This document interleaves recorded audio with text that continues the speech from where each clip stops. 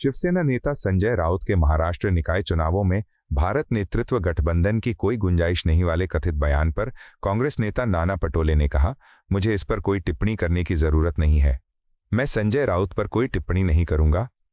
मैंने कई बार कहा है कि स्थानीय निकाय चुनाव स्थानीय कार्यकर्ताओं और स्थानीय नेताओं को विश्वास में लेकर लड़े जाते हैं, इसलिए इन चुनावों को इस तरह नहीं देखा जाना चाहिए। मुझे कोई टिप्पणी करने का कारण नहीं है और मैं कोई टिप्पणी भी नहीं करूंगा संजय राउत के ऊपर। ये लोकल बॉडीज इलेक्शन मैंने कई बार कहा है कि ये हमारे लोकल कार्यकर्ता और वहाँ के स्थानिक नेताओं को ही विश्वास में लेके लड़े जाते हैं और इसलिए ये चुनाव को उस नज़र से ना देखे, यही हमारी विनती है आपको। पर सर, किस तरह से अभी जो लोकल बॉडी इलेक्शंस होंगे दोनों भाई साथ में आएंगे, ऐसी अटकलें उन्होंने ये कह के वो इंडिया ब्लॉक की जरूरत नहीं है। अरे भाई वो से ऑफिशियल हो गया कि अभी लोकल बॉडी दोनों साथ में लड़ रहे हैं। मैंने कई बार कहा है कि जो अभी सत्ता में पार्टी है, 3 लोगों का अलायंस है, वो भी साथ में लड़ेंगे क्या? उन्हें भी अलग अलग स्टेटमेंट दिया है। इसलिए लोकल बॉडीज इलेक्शन ये स्थानिक कार्यकर्ताओं के आधार पर लड़ा जाता है, वहाँ के स्थानिक नेताओं के आधार पर लड़ा जाता है। और इसलिए ये जो समीकरण जो है हर तालुका हर डिस्ट्रिक्ट का अलग अलग रहने वाला है। दिल्ली के कुछ हिस्सों में जलभराव की समस्या पर आप दिल्ली संयोजक सौरभ भारद्वाज ने कहा, पिछले कुछ महीनों से हमने गाद निकालने के काम के नाम पर सिर्फ फोटो सेशन ही देखे हैं। उपराज्यपाल, मुख्यमंत्री, मंत्री, पूरा प्रतिनिधिमंडल मौके पर गया और दावा किया कि दिल्ली में अब जलभराव नहीं होगा। मंत्री प्रवेश वर्मा ने तो यहां तक कहा था कि उन्होंने जलभराव के लिए जिम्मेदार अधिकारियों के खिलाफ कार्रवाई के लिए लगभग 400 निलंबन पत्र तैयार किए हैं। लेकिन चूंकि पूरे शहर में बाढ़ आई थी, तो वास्तव में कितने अधिकारियों को निलंबित किया गया? सरकार ने दावा किया था कि हर इलाके में एक जिम्मेदार अधिकारी नियुक्त किया गया है, तो क्या उनमें से किसी को भी वादे के अनुसार निलंबित किया गया? देखिए, पिछले कुछ महीने से हम देख रहे थे कि डीसिल्टिंग के नाम पे फोटो सेशन हुए। एलजी गए, मुख्यमंत्री गई, मंत्री गए, अफसरों का पूरा जो है जत्था जाता था, फोटो सेशन किए जाते थे कि अब जो है दिल्ली में पानी नहीं भरेगा। मंत्री प्रवेश वर्मा जी ने कहा कि मैंने करीब 400 सस्पेंशन लेटर तैयार कर रखे हैं। जहां पर वाटर लॉगिंग हुई वहां के जिम्मेदार सीनियर पीडब्ल्यूडी अधिकारी को या दूसरे अधिकारी को सस्पेंड तुरंत किया जाएगा।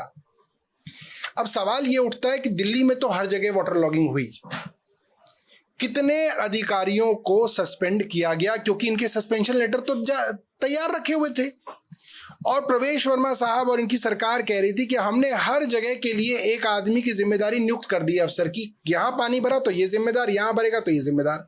तो क्या जिम्मेदार अफसरों को रात को सस्पेंड किया गया? हमारा ये सवाल है। दूसरा सवाल ये है, डीसिल्टिंग के नाम पर करोड़ों रुपए के ठेके दिए जाते थे। मंत्री के तौर पे भी मैंने उस वक्त शिकायत की कि भाई ये डीसिल्टिंग कागजों में हुई है, इसकी थर्ड पार्टी ऑडिट कराई जाए, नहीं कराई गई। आज जो डीसिल्टिंग के नाम पे करोड़ों रुपए बर्बाद किए गए हैं, क्या उसकी जांच सरकार कराएगी? क्या उसके लिए जिम्मेदार अफसरों को सस्पेंड किया जाएगा? हमारे पास तो पावर नहीं थी सस्पेंड करने की, आपका तो एलजी आपका ही है। अगर आप इसके बावजूद भी अफसरों को सस्पेंड नहीं कर रहे हैं बड़े पैमाने पे, इसका मतलब आपकी और अफसरों की मिलीभगत है। इस भ्रष्टाचार के अंदर बहुत सारे लोग शामिल हैं, जिसकी वजह से सामने दिखते हुए भी भ्रष्टाचार के ऊपर कार्रवाई करने के लिए सरकार तैयार नहीं है। गुजरात गंभीरा पुल हादसे पर वडोदरा कलेक्टर अनिल धमेलिया ने कहा, महिसागर नदी पर हुए हादसे के बाद बचाव और राहत अभियान कल सुबह 10 बजे से जारी है। जलस्तर बढ़ने के कारण कल रात अभियान को अस्थायी रूप से रोक दिया गया था, लेकिन आज सुबह 7 बजे ये फिर से शुरू हो गया। एनडीआरएफ और एसडीआरएफ की टीमें सक्रिय रूप से तलाशी अभियान चला रही हैं। आज सुबह 3 शव बरामद किए गए, जिससे मृतकों की कुल संख्या 15 हो गई। बचाव कार्यों में कुल 10 विभिन्न एजेंसियां शामिल हैं। गत रोज जो गंभीरा ब्रिज पर एक्सीडेंट हुआ था महिसागर रिवर पे, वहाँ पर रेस्क्यू ऑपरेशन चल रहा था। रेस्क्यू एंड रिकवरी की प्रोसेस कल मॉर्निंग से कंटिन्यूअस चल रही है। के 10 बजे तक हमारी पूरी team NDRF, SDRF, BMC, fire की टीम, यहाँ की लोकल टीम, लोकल प्रशासन, पुलिस की टीम और बाकी जो एक्सपर्ट एजेंसीज है उनके जरिए भी कोशिश की गई थी। कल रात को बाढ़ की वजह से पानी का लेवल यहाँ पर बढ़ गया था, उसके बाद 10 बजे रात को हमने ऑपरेशन होल्ड करना पड़ा। इसके बाद आज सुबह से हमने फिर से ऑपरेशन 7 बजे शुरू किया है। सुबह से हमारी पूरी टीम यहाँ पर तैनात है और एनडीआरएफ की और एसडीआरएफ की टीम पूरे एरिया का सर्च कर रहे हैं। यहाँ से आगे डाउनस्ट्रीम एरिया में 4 किलोमीटर एरिया का भी हम सर्च कर रहे हैं। आज मॉर्निंग में भी हमने 3 डेड बॉडीज रिकवर की है, तो अभी तक जो डेथ का टोल है अभी तक 15 हुआ है। इसके अलावा भी जो मिसिंग पर्सन है उसका लिस्ट भी हमारे पास जिसमें 3 मिसिंग पर्सन है। साथ ही साथ आपके जरिए मैं अपील भी करना चाहता हूँ कि यहाँ पर कम्युनिटी एंगेजमेंट भी हमें पूरा सपोर्ट मिला है, हमें पूरा सहकार मिला है और जहाँ पर भी बताया उन्होंने काफ़ी रेस्क्यू ऑपरेशन में काम किया है। हमारी पूरी टीम यहाँ पर एटलीस्ट 10 अलग अलग एजेंसीज है जो इस रेस्क्यू ऑपरेशन में लगी हुई है और कल सुबह से रात लेट नाइट तक उन्होंने कंटिन्यूअस काम किया है। हमारे यहाँ पर जो सारी डिटेल्स मिली है उसमें 2 डिटेल्स मिसिंग है। उसमें एक व्हीकल छोटा सा है जो आइदर अल्टो या वैगनआर जितना व्हीकल है, उसके अलावा एक आइसर है, उसका वेयर अबाउट हमने सीसीटीवी फुटेज भी चेक किया है, सारी डिटेल्स भी चेक की है और यहाँ पर कंटिन्यूअस क्योंकि वो कीचड़ के अंदर बिल्कुल धंस गया है इसीलिए उसका थोड़ा सा निकलना डिफिकल्ट हो रहा है। अगर किसी को इन्फॉर्मेशन मिलती है तो हमको इन्फॉर्मेशन भी शेयर करें ताकि हम उसका रेस्क्यू ऑपरेशन आसानी से कर सके। तो जो भी लीड मिलती है, जो भी कोई अगर मिसिंग पर्सन की डिटेल है, हमारे कंट्रोल रूम में इन्फॉर्मेशन देंगे तो हम उसको रेस्क्यू ऑपरेशन बहुत हम आसानी से कर पाएंगे। बिहार में विशेष गहन पुनरीक्षण को चुनौती देने वाली याचिकाओं पर सुप्रीम कोर्ट में सुनवाई के बारे में आरजेडी सांसद मनोज कुमार झा ने कहा, जब आप देश की सर्वोच्च अदालत का रुख करते हैं तो आप उम्मीदों के साथ उनके पास जाते हैं। हम निराशा, अराजकता और अव्यवस्था के माहौल का समाधान चाहते हैं जहां सभी को 25 दिनों के भीतर सभी दस्तावेजों की आवश्यकता पूरी करनी होती है। हमें उम्मीद है कि सुप्रीम कोर्ट इस हठधर्मिता के सामने एक मिसाल कायम करेगा। देश के सभी पूर्व मुख्य चुनाव आयुक्तों ने किसी न किसी अखबार में लेख लिखे हैं। देश उन लेखों का सार क्या है? जब हमने सुप्रीम कोर्ट को दस्तक दी है तो जाहिर है कि जब आप देश की सर्वोच्च न्यायालय के पास जाते हैं तो उम्मीद के साथ जाते हैं, अंधेरे में रोशनी का सुराग ढूंढते हैं और वही रोशनी का सुराग माननीय सर्वोच्च न्यायालय है, उनके पहले के भी जजमेंट्स हैं और इसमें हम कुछ नहीं चाह रहे हैं।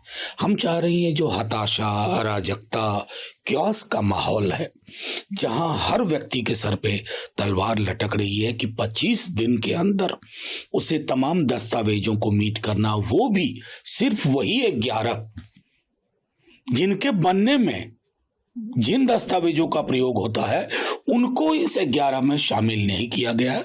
माननीय सर्वोच्च न्यायालय, मैं समझता हूं ये जो एक प्रकार की हठधर्मिता हम देख रहे हैं उसके समक्ष एक नजीर देंगे। लेकिन इस तरह के सवाल तो आप लोग हरदम उठाते हैं जब जब सरकार कोई बड़े फैसले लेती है, ये तो चुनाव आयोग का काम है, कर रहा है। नहीं, मैं आपसे असहमति व्यक्त करके देश के तमाम पूर्व चुनाव आयुक्तों ने किसी न किसी अखबार में लेख लिखा है और लेख का मर्म क्या है कि चुनाव आयोग के कुछ डोमेन डिफाइंड हैं, जो आपके डिफाइंड डोमेन में नहीं है वो आपकी मतलब वहां आपकी कार्यशैली अलग होनी चाहिए, विलग होनी चाहिए। और मैं समझता हूं इसी संदर्भ में राष्ट्रीय जनता दल जब तेजस्वी जी ने प्रेस कॉन्फ्रेंस बार बार किया तो उसी को आधार मान करके और हम दस्तावेजों के साथ माननीय सर्वोच्च न्यायालय के पास पहुंचे। दिल्ली में दूसरी आरंभ लाइब्रेरी के उद्घाटन पर उपराज्यपाल वीके सक्सेना ने कहा, राजेंद्र नगर में एक दुखद घटना हुई थी जिसमें एक बेसमेंट में 3 छात्रों की जान चली गई थी। उसके बाद हमने डीडीए के कम इस्तेमाल होने वाले सामुदायिक केंद्रों को पुस्तकालयों में बदलने का फैसला किया। हमारा उद्देश्य बच्चों के लिए ऐसा माहौल बनाना है जहां वे पढ़ सकें और हमारे देश की नींव सिविल सेवा के लिए अर्हता प्राप्त कर सकें। यहाँ एक कैंटीन भी बनाई गई है जहां रियायती दरों पर चीजें उपलब्ध होंगी। लाइब्रेरी में एक वातानुकूलित पुस्तकालय होगा।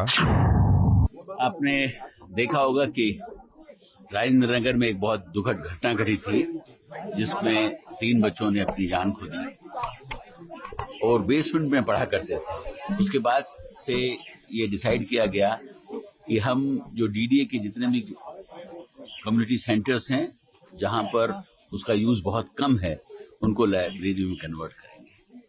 पहली लाइब्रेरी हम लोगों ने राजेंद्र नगर में इनॉग्रेट की थी, अगर शायद आप लोगों ने देखी हो।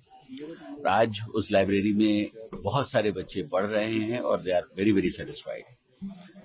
ये आज दूसरी आरएम लाइब्रेरी की शुरुआत हो रही है और उसके बाद 2 और लाइब्रेरी जो बन रही हैं उनको भी हम शुरुआत करेंगे। मकसद ये है कि बच्चे जो बाहर से आते हैं यहाँ दिल्ली में पढ़ने के लिए, उन्हें एक बहुत अच्छा एटमॉस्फेयर मिले पढ़ने के लिए, ना कि बहुत ज़्यादा पैसा दें, एक्सप्लॉयटेशन हो उनका और उसके बाद वो यहाँ से परेशान होकर जाएं। दिल्ली नेशनल कैपिटल है देश की, यहाँ हमारी कोशिश होनी चाहिए कि हर सुविधा बेस्ट हो और उसी सीरीज में आज ये दूसरी आरएम लाइब्रेरी का इनॉग्रेशन हुआ है।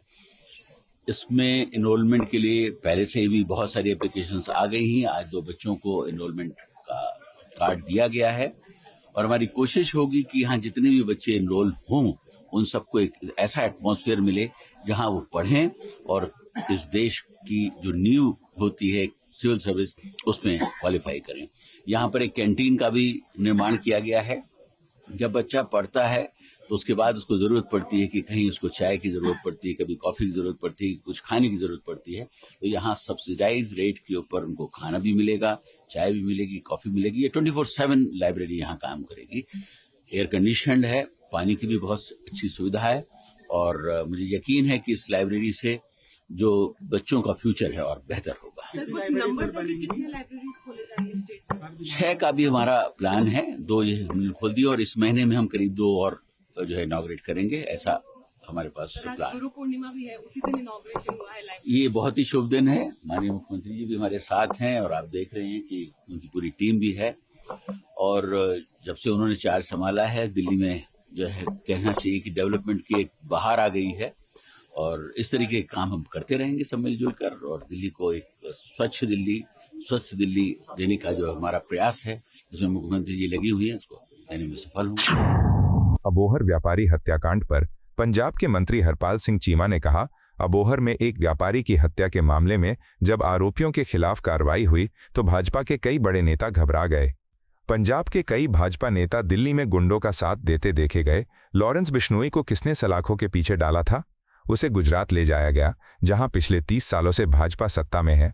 गुजरात में उसे सुरक्षा क्यों दी जा रही है? गुंडों की मदद से व्यापारियों की हत्याएं हो रही हैं।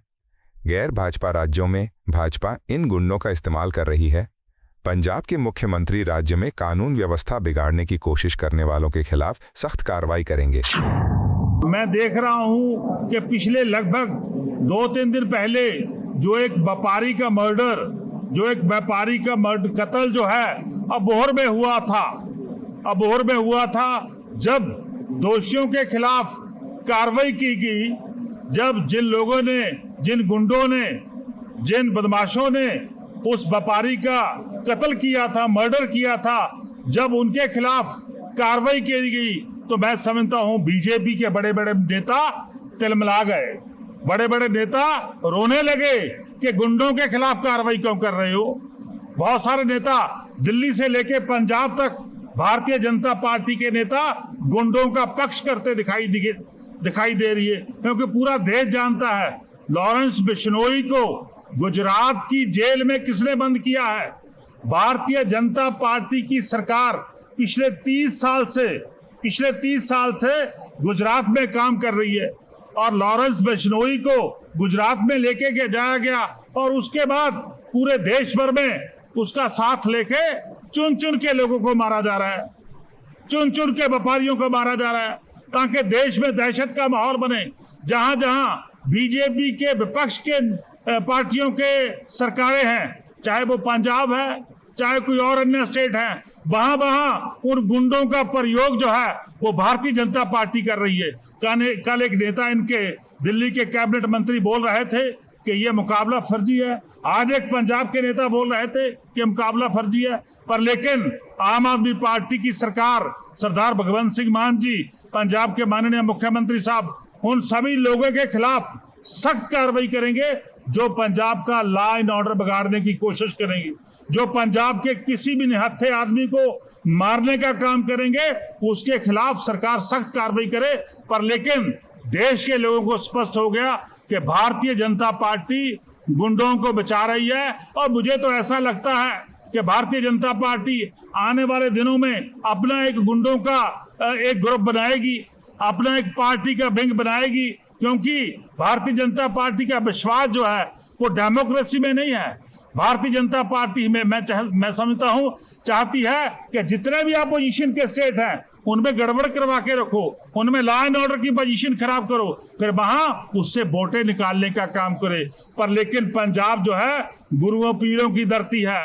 पंजाब का भाईचारा बहुत स्ट्रांग है, पंजाब के लोग बहुत ताकतवर हैं, पंजाब के लोग दुश्मन से लड़ना जानते हैं। पंजाब के लोगों को पता है कि भारतीय जनता पार्टी पंजाब की दुश्मन जमात है। जब अबोहर के व्यापारी का मर्डर हुआ तो पूरे पंजाब के लोगों को दर्द हुआ, आम आदमी पार्टी की सरकार को दर्द हुआ, पर लेकिन भारतीय जनता पार्टी ने उस पर अपनी रोटियां सेकने का काम किया।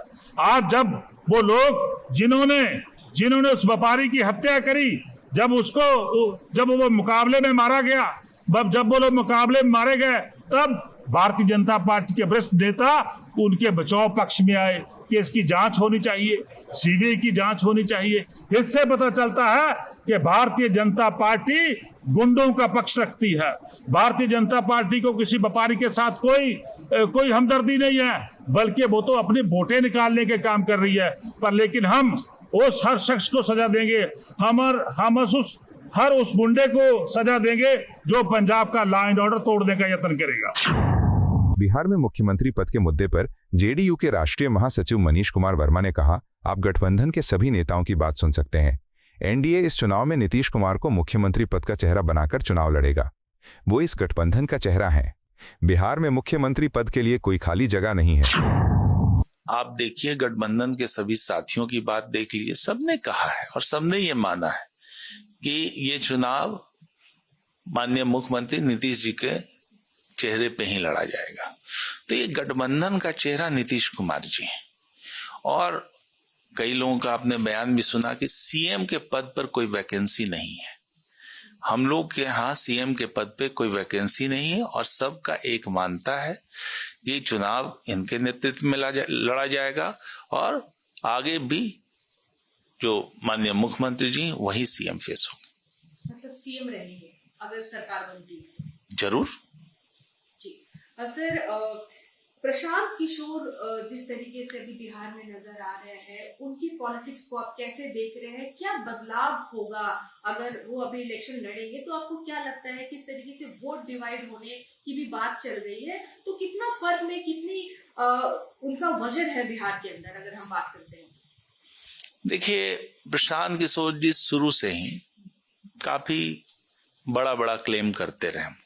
ये उनकी आदत रही है, या उन्होंने रणनीतिकार के तौर पे काम किया हो या कहीं भी किसी जगह काम किया, तो बड़े दावे करते हैं, बड़ी बातें करते हैं। तो खैर उनकी बात है, उनका स्टाइल है, वो करते हैं, हमको उनसे क्या लेना देना है। अब देखिए कि पिछला जो हम लोगों ने चुनाव लड़ा, जब बाई इलेक्शन हुए 4 सीटों पे चुनाव हम लोग लड़े, बहुत बड़े दावे किए गए कि ये हो जाएगा, वो हो जाएगा, लेकिन चारों की चारों सीटें एनडीए गठबंधन ने जीती और बढ़िया से जीती। प्रशांत किशोर जी का दावा जो था वो तो आपने देखा ही, वो ऐसे ही रह गया।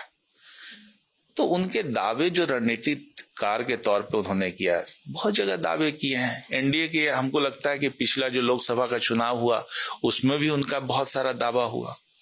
क्या उसका परिणाम निकला लोग जानते हैं। हिमाचल के रूप में, हिमाचल का जब चुनाव हो रहा था वहां भी दावे किए गए। तो दावे वो करते रहते हैं और बड़ी बात क्लेम बहुत बड़ा करते हैं। ये उनका स्ट्रैटेजी का पार्ट है। मुझे उनसे कुछ नहीं कहना, उनके स्ट्रैटेजी जनता देख रही है, उनके चीजों को जनता महसूस कर रही है। तो एक तरफ से नीतीश जी का जो है, जो जिस तरह से उन्होंने कहा है, 20 सालों में उन्होंने जो कमिट किया है जनता से, उसको जनता को डिलीवर किया है। शिवसेना यूबीटी सांसद संजय राउत ने कहा, मैंने ये नहीं कहा कि शिवसेना और मन से एक साथ मिलकर स्थानीय निकाय चुनाव लड़ रही है। मैंने कहा कि जनता की ओर से शिवसेना और मनसे पर स्थानीय निकाय चुनाव साथ लड़ने की मांग और दबाव है। लोगों का मानना है कि अगर मराठी मानुस के अधिकारों की रक्षा करनी है तो उद्धव ठाकरे और राज ठाकरे को साथ आकर चुनाव लड़ना होगा।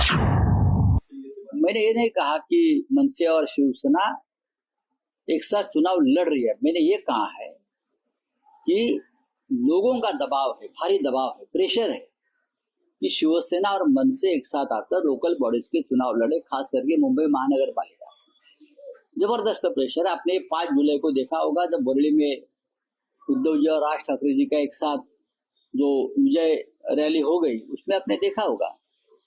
हमको पूछा कि इंडिया आघाड़ी का अब वजूद क्या है। हमने कहा इंडिया आघाड़ी लोकसभा के लिए बनी थी, महाविकास आघाड़ी विधानसभा के लिए बनी थी। ये दोनों की कोई जरूरत लोकल बॉडी इलेक्शन में नहीं है, ये दोनों आघाड़ी की। अब लोकल बॉडीज में लोकल इशू होते हैं, शहर के इशू होते हैं, बहुत स्थानिक मुद्दे होते हैं। इसके लिए हमको स्थानिक लोगों पर छोड़ना चाहिए, लेकिन हमारे पे दबाव है, लोगों की इच्छा है, लोगों की मांग है। अगर मुंबई को बचाना है, मुंबई पे मराठी मानुस का अधिकार हमको रखना है, तो राज ठाकरे और उद्धव ठाकरे जी को एक साथ आकर चुनाव लड़ना होगा। ये लोगों की मानसिकता और दबाव जरूर है। भाजपा नेता शहजाद पूनावाला ने बिहार में मतदाता सूची संशोधन के खिलाफ याचिकाओं पर सुप्रीम कोर्ट के सुनवाई पर कहा, आज जब सुप्रीम कोर्ट में ये मामला आ रहा था तो इसके बावजूद भी सड़कों पर उत्पात मचाने और संवैधानिक संस्थाओं को धमकी देने का दुस्साहस किया गया है। राहुल गांधी कहते हैं कि चुनाव आयोग को देख लेंगे। ये वही राहुल गांधी और तेजस्वी यादव है जो जब चुनाव के नतीजे उनके पक्ष में होते हैं तब चुनाव आयोग ठीक होता है, लेकिन जब विपरीत होता है तो ये संवैधानिक संस्थाओं को किस तरीके से धमकी देते हैं और अपमानित करते हैं और परिवार तंत्र को संवैधानिक तंत्र से ऊपर रखते हैं, ये हमें देखने को मिला। आज सवाल ये है कि क्या ये सुप्रीम कोर्ट के फैसले को मानेंगे? परिवारवाद के 2 नवाब जो बोले झूठ बेहिसाब, शरिया की वकालत करने वालों ने किस प्रकार से संवैधानिक संस्था ईसी पर डाला दबाव, ये कल पूरे देश ने देखा है, बिहार ने देखा है। आज जब सुप्रीम कोर्ट में ये मामला आ रहा था, कुछ लोग ऐसे हैं जिनकी ईसीआई से नहीं सीसीआई मतलब conditional commitment in constitutional institutions है, तो इसीलिए सुप्रीम कोर्ट के अंदर ये मामला आने के बावजूद भी सड़कों पर उतरकर उत्पात मचाने का और संवैधानिक संस्थाओं को धमकी देने का जो दुस्साहस किया गया है। राहुल गांधी जी कहते हैं कि इलेक्शन कमीशन को देख लेंगे, अगर उन्होंने कुछ इस प्रकार से किया तो हम उनको देख लेंगे। ये वही राहुल गांधी और तेजस्वी यादव है, जब चुनाव के नतीजे उनके पक्ष में होते हैं तब चुनाव आयोग ठीक होता है, तब जुडिशरी अगर उनके पक्ष में कोई फैसला दे दे तो जुडिशरी ठीक होता है, वरना ये संवैधानिक संस्थाओं को किस प्रकार से अपमानित करते हैं, धमकी देते हैं और परिवार तंत्र को संवैधानिक तंत्र के ऊपर रखते हैं, उसका प्रमाण हमें देखने मिला। आज सवाल सिर्फ इतना है कि क्या ये सुप्रीम कोर्ट की भी मानेंगे? सुप्रीम कोर्ट ने ईवीएम पर 41 फैसले दिए हैं, क्या आज तक ईवीएम के ऊपर विश्वास आया है इनको? महाराष्ट्र के चुनाव को लेकर मुंबई हाईकोर्ट ने फैसला दिया। राहुल गांधी आज भी महाराष्ट्र के चुनाव को किस प्रकार से धता बताते हैं। तो ये राहुल गांधी और तेजस्वी यादव जी की एंटाइटल डायनेस्टिक माइंडसेट है कि किस प्रकार से संवैधानिक तंत्रों को गाली देना है और अपमानित करना है। आरजेडी नेता मृत्युंजय तिवारी ने कहा, चुनाव आयोग चाहे लाख दलीलें दे, लेकिन जो सवाल तेजस्वी यादव उठा रहे हैं उस पर वे कोई स्पष्ट जवाब नहीं दे पा रहे हैं। आधार कार्ड, राशन कार्ड को आपने क्यों अलग कर दिया? जितना कम समय दिया है उसका कारण क्या है? चुनाव आयोग का काम लोगों को नागरिकता देना नहीं है। चुनाव आयोग का काम है कि ज्यादा से ज्यादा लोग मताधिकार का इस्तेमाल करें। देखिए, आज माननीय सर्वोच्च न्यायालय में जो वोटर रिवीजन मामले को लेकर सुनवाई होनी, हम लोगों को पूरा उम्मीद और भरोसा है कि माननीय न्यायालय में न्याय मिलेगा और जो सवाल इंडिया गठबंधन के नेता श्री राहुल गांधी जी, श्री तेजस्वी यादव जी उठा रहे हैं कि गरीबों को वोट के अधिकार से वंचित किया जा रहा है, इस पर न्याय मिलेगा माननीय सर्वोच्च न्यायालय में। इलेक्शन कमीशन लगातार विरोधी पार्टियों के हमले के बाद उन्होंने एक हैशटैग यूज कर रहा है 2 दिनों से, हैशटैग फैक्ट चेक, विपक्षी पार्टियों को फैक्ट चेक करने के लिए बात कर रही है। देखिए, चुनाव आयोग चाहे लाख दलीलें दे, लेकिन वो जो सवाल श्री तेजस्वी यादव जी उठा रहे हैं उस पर कोई स्पष्ट जवाब नहीं दे पा रहे हैं। उनकी सफाई में कोई ऐसी बात नहीं आ रही है कि भाई आधार कार्ड को क्यों आपने अलग कर दिया, राशन कार्ड को क्यों अलग कर दिया, आप आखिर चाहते क्या हैं? जितने कागजात आप मांग रहे हैं, जितना कम समय आपने दिया है, इसका कारण क्या है? यही कराना था तो पहले करा लेते। तो चुनाव आयोग को सोचना चाहिए, उनका काम नागरिकता देना नहीं है नागरिकों को। कौन देश का नागरिक है कौन नहीं, ये काम गृह मंत्रालय का है।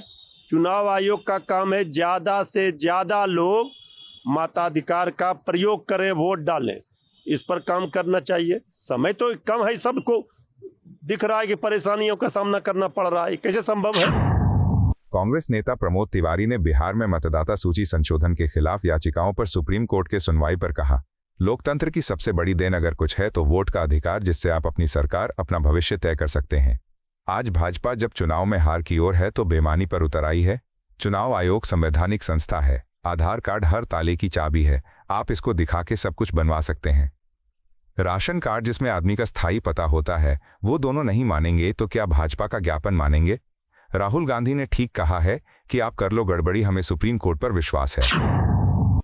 एक सीधी सी बात, लोकतंत्र का सबसे बड़ी देन अगर कुछ है तो वोट का अधिकार, जिससे आप अपनी सरकार, अपना मुस्तकबिल, अपना भविष्य तय कर सकते हैं। आज भारतीय जनता पार्टी जब चुनाव में हार की ओर है, चाहे पार्लियामेंट के पहले दूसरा राउंड रहा हो, चाहे हरियाणा महाराष्ट्र के चुनाव रहे हों, तो बेईमानी पर उतर आई है। और इलेक्शन कमीशन जो संवैधानिक संस्था है, कैसे ट्रैप हो रहा है मैं नहीं जानता। अरे मैंने ही पार्लियामेंट में बैठ के सुनी थी चर्चा कि ये जो आधार कार्ड है ना, ये तो हर ताले की चाबी, आप इसको दिखाइए। पार्लियामेंट का पास भी बनवाना होता है तो इसी आधार कार्ड को दिखा के बन जाता है। राशन कार्ड जो आदमी का एक अस्थायी पता होता है, कहाँ रह रहा है, वो दोनों नहीं मानेंगे तो क्या मानेंगे? भाजपा के कार्यालय का कोई ज्ञापन मानेंगे आप? जहां तक राहुल गांधी का सवाल है, राहुल गांधी ने ठीक कहा है, आप कर लो गड़बड़ी, सुप्रीम कोर्ट पे हमको भरोसा है। सुप्रीम कोर्ट संविधान का सम्मान करेगा और हमारे वोटिंग राइट को बरकरार रखे। आपको यह वीडियो पसंद आया हो तो इसे लाइक करें, हमारे चैनल को सब्सक्राइब करें।